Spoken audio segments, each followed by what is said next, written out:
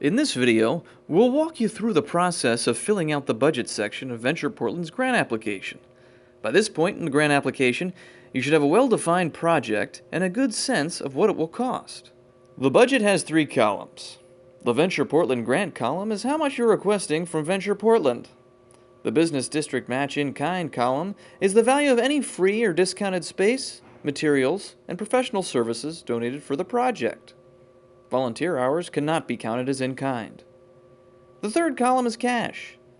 Cash is money on hand and revenue, either expected or received for the project. This includes membership revenue, ad sales, sponsorships, other grants, and other sources. So let's say you're applying for a $3,000 grant. Our requirement is a 1-to-1 match. Be realistic about revenue projections. If you don't meet your match by the end of your project, you'll need to return an equal portion of your grant award to Venture Portland. We encourage you to aim high with your match. The more we can show these grants are effective, the better chance we have of securing funds for future grants.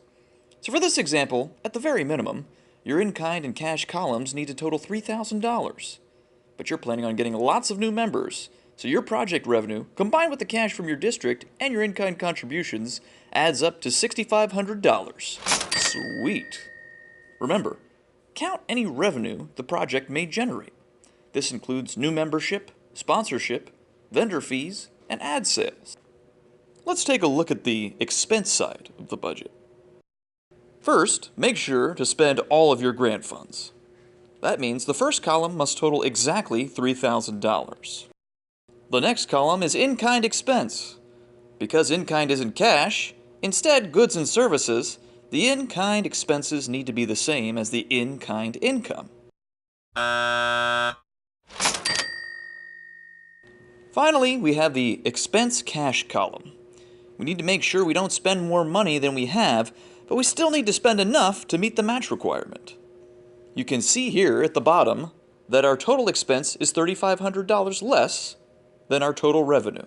So we're making a profit, which is great, as long as you can answer the next question. Budget questions 2 and 3. Explain how the profit will be used to benefit the business district.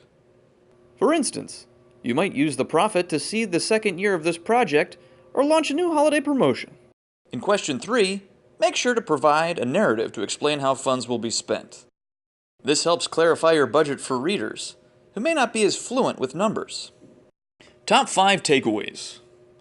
Grant awards must be matched at least 1-to-1 with additional cash or in-kind expenses. In-kind expenses must match in-kind revenue.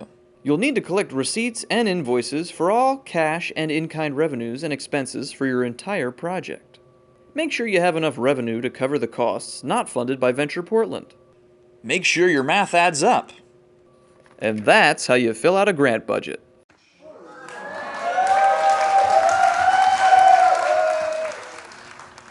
A Venture Portland production.